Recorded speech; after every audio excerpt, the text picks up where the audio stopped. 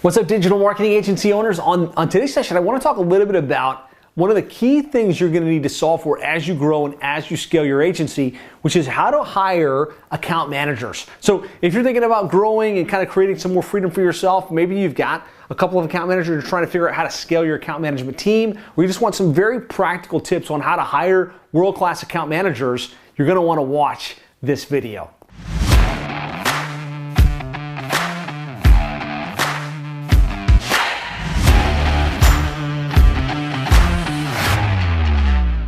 So let's talk about account management and kind of how we grow, how we scale, and how we really retain the clients. Because the whole purpose of the account management role within the agency is to manage the relationships, to create the great experience, and ultimately to retain the clients at the highest level possible. And on previous videos, I talked about the client maximization model, which was really around onboarding, effective communication, and client success management. Really, your client success management strategy is this where your account managers fall into play. And so really, as I think about it, and I think about putting account managers in place, really what I find is that you as the owner, as you grow your business, and I don't know where you're at in your business right now, maybe you're already at 7 figures or multiple 7 figures, or maybe you're kind of more in that struggle phase in the business where you're just getting things off the ground.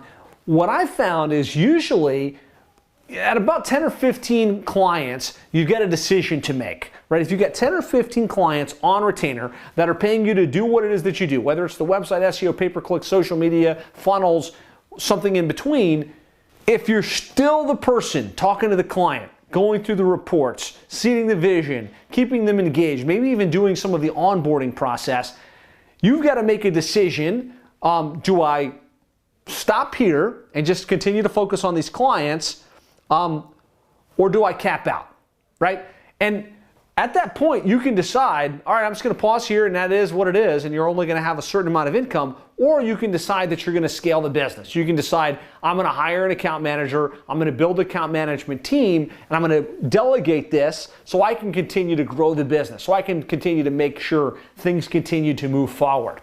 And ideally, if you're watching this video, you've decided you're going to scale, you're going to continue to scale, and you just want to figure out how do we do better at hiring account managers, training account managers, putting them in place and making sure they provide world-class service to the clients. So one of the benchmarks I find in our agency and in the hundreds of agencies we work with here at 7 Figure Agency is that the typical account manager can handle between 25 and 30 accounts. So if they're the kind of account manager that's the quarterback in the relationship, so maybe they're not doing the SEO or running the funnels, but they're the ones setting the client up, doing the monthly review, figuring out where things are failing and going back to the team saying, hey, I need some updates on this, I need this to be modified, and being that liaison between the client and your business, that's kind of a sweet spot. Less than 25, they're going to have capacity. More than 30, they're going to start to get super busy and maybe start to drop some balls, and it will start to impact your retention.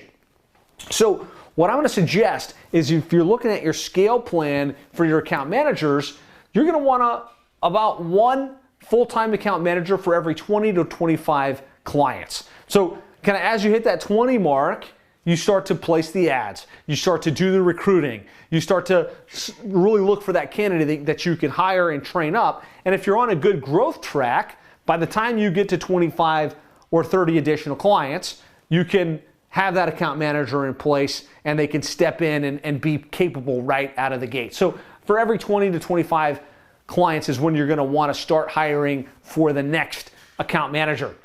And at 7 Figure Agency, we've got a great course, process for this called the Account Manager Advantage. I'm going to share with you guys some of the key points, some of the cliff notes, and know that as a member, you can even go much deeper with these concepts and some of these swipe and deploys. So as it comes to hiring account managers, the first thing you want to think through is your compensation plan, right? How much are you going to pay the account manager so that you can still maintain profitability, but at the same time, have people that are capable and interested in working for you that are going to stick around long term? Well, we found, this is going to vary depending upon how much you charge and how complex your service offering is. But usually somewhere in the $35,000 to $55,000 base salary range, you can find a really good account manager they might not have a ton of experience, but they've got the right attitude, the right aptitude, they've got a desire to learn, and the right psychological profile. You can play with some bonuses as well to give them an upside that can work well. So play with a retention bonus or bonuses for the clients that become case studies. That's one of my favorite plays, is to incentivize the account manager not just to retain the client, but to convert that client into an advocate that would be willing to be a testimonial, that would be willing to be a case study, that would be willing to speak highly, and I'm happy to pay a bonus for that, because that almost turns into a marketing asset for your organization. And if your account management team is all organized around how do we create such a great experience for the client, and how do we make sure the results that we've delivered are so good and that the client understands the value that we're bringing to the table so well that they're happy to be an advocate for us, that is a slam dunk win. So you want to build that into your compensation structure as well. From there, you're going to want to write the job description. And this, just be sure that as you hire, it's very clear, like here's the expectations, here's what your day in the life looks like, here's what your KPIs are and what you're going to be held accountable to, and here's how you have opportunities to make more money. So have a nice clean job description. If you need one, type job description in comments. I can send something your way as kind of a baseline, something that you can work from. From there, you want to determine how you're going to recruit, how you're going to hire, and how you're going to train, right? Because you don't want to just hire someone and not have a plan for how you're going to ramp them up, how you're going to get them capable. What we found from a recruiting perspective, the best place to recruit, really, I found Indeed to be the best place, just because there's lots of people looking on Indeed, and while LinkedIn could be a great source to go out and laser target candidates, what I found is the candidates we get that want to come through, that we find through LinkedIn, tend to have higher salary expectations and are harder to get, where if they're looking on Indeed and they're kind of in the market, you can kind of get them in that $30,000 to $50,000 range, knowing you might have to train them up, right? Assuming they've got the right attitude and aptitude. And this is where the psychological profile comes into play. One of the most important things you want to pay attention to as you hire account managers is their psychological profile, because you want to be looking for a very specific type of person that likes to be on the phone, likes to communicate, right? Is comfortable having those tough conversations, also has the confidence to instill in the client that they're in the right place, but at the same time is also a high follow-through person, right? The kind of person that isn't going to do this for 6 months, get bored, and then try and move to a different position. Or just kind of be with you for a very short period of time and say, yeah, this is like too redundant, I want to move on. So I'm going to share with you guys some of the psychological ideas and some of the psychological profiles you want to pay attention to, and make sure you get someone that's going to be a good fit. Map out the KPIs. What are their key performance indicators? For us in our agency, really what we are monitoring them for is what percentage of your clients have you met with on a monthly basis, right? And we want every client to have had a meaningful meeting with their account manager to go through the reports, to talk about next steps, to seed the vision, right? We know when we're meeting with the clients consistently, they're more likely to stay. We're looking at their retention rate, monthly, quarterly, annually, and we've got a benchmark. They should be shooting for 98% monthly retention in the clients that they serve. And then what percentage of your clients have you moved to a case study or to an advocate within the program? Those are the top three. There's other KPIs we track, but those are the three ones we really want to focus on.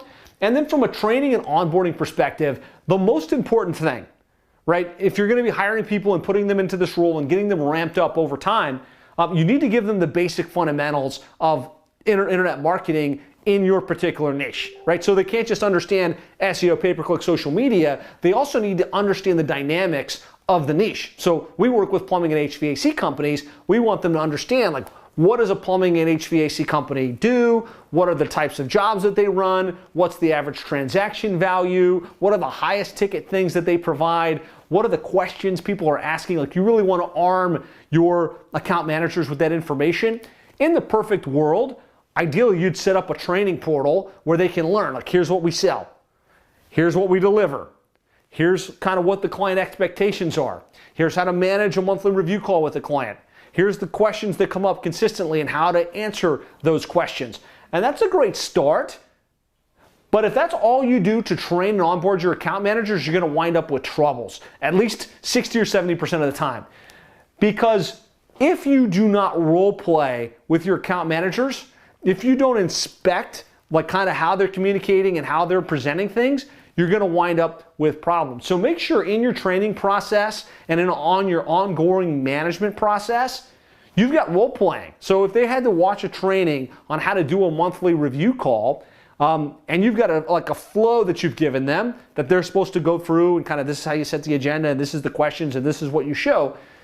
Give them that training. Let them sit on a couple of those types of calls with other account managers, but then make sure you have a meeting with them where they're going to emulate that process, where they're going to practice it with you. And don't expect them to get it perfect, right? Expect them to get it like 80% and see if they're coachable. Just say, hey, you know what? You skipped this, or you didn't show that the way that I would have, and see if they can improve, right? You need to make sure you've got that training process with the simulations built in. Otherwise, you're going to have serious problems.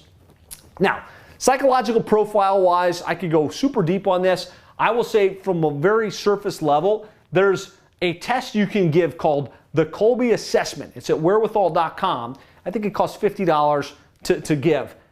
You want to test, I think, everybody that comes into your organization on Kolbe, and then you want to be clear, like, what are the psychological profile that I'm looking for that's going to be a good fit for this account management role? What we found at Seven Figure Agency and kind of in all the members that we work with is you're looking for someone that's relatively high fact find, which means they want to learn about SEO. They want to learn about the data. They want to understand SEO and pay-per-click and social media and kind of not just be like, I don't know, I'm going to toss you off to the SEO manager. They want to know it, right? So that high fact find is kind of important. And then high follow-through is extremely important. High follow-through is somebody's aptitude to want to kind of be routine with stuff and kind of carry things across the finish line. What we found is sometimes we get great candidates where they're super persuasive, they're super professional on the phone, they can talk the talk, but they're low follow through, and almost every time those people get complaints and wind up churning out of the role in like a 60 to 90 day window, maybe a little bit longer than that, like 6 to 9 months. So if you get somebody that's high follow through and high fact find, they're going to understand the role, they're going to be able to talk the talk, and they're actually going to stick with it. And when the client says, hey, I need this done, they're going to go back to the team and they're going to follow through on things. So, you know, this is kind of like the secret code on finding good account managers. High follow through, high fact find tends to work best.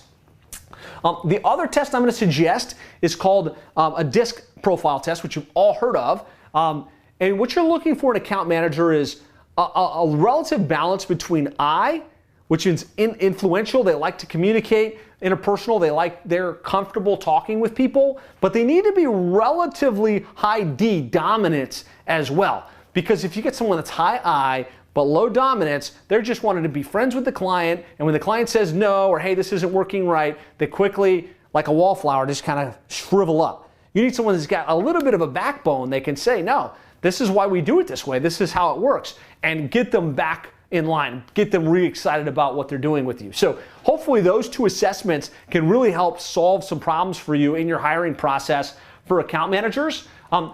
When it comes to interviewing and kind of getting applications, I'll share one hack that I really love for hiring account managers, and that's using a video-based application process. What we find is if we post a job on Indeed, right, and we run that ad, we get lots of applicants. But it's really hard just looking at a resume, just because they've got experience in digital marketing or just because they've got customer service experience, I can't tell whether they're going to be worth a call. And if I had to call all of those people, or somebody on my team had to call all those people and have a conversation and ask the questions and go through that vetting process, it's just a very, very long process. Now, with a video application, what you can do is you can send them through to a service like Video Ask, where you can say, hey, thanks so much for your interest in the position. We think you're going to be a great candidate. We have a video-based application process. And I want to ask you a couple questions. You just record a video with your answers, right? And they can answer the questions on Video Ask. Very easy to do from their mobile phone or from their desktop. And it gives you the ability, before you have to meet with them, to see how do they present themselves on video, because most of us live in a video world, right? We're on Zoom all day. We're meeting with our clients on Zoom, not live and in person. So that's mission critical. How well do they communicate? Right? Do they have a decent inflection in their voice, or do they seem really boring? Are they Are they articulate with their words? This is really important. And what's cool is not everyone does the video application. Boom, I just saved myself hours of vetting time. The ones that take the effort to record the video are usually decent candidates. And then we can see whether they've got the communication skills that we need and only reach out to those ones that seem like they're going to be a good fit.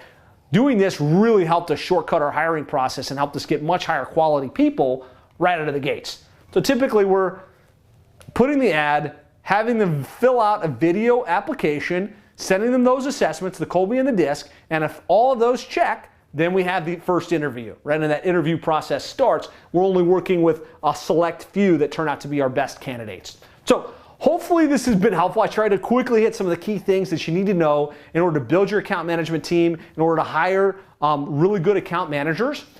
This is only a part of your overall client retention strategy. And I put together our client retention workbook that helps you see the key things you want to be thinking about from a client retention perspective.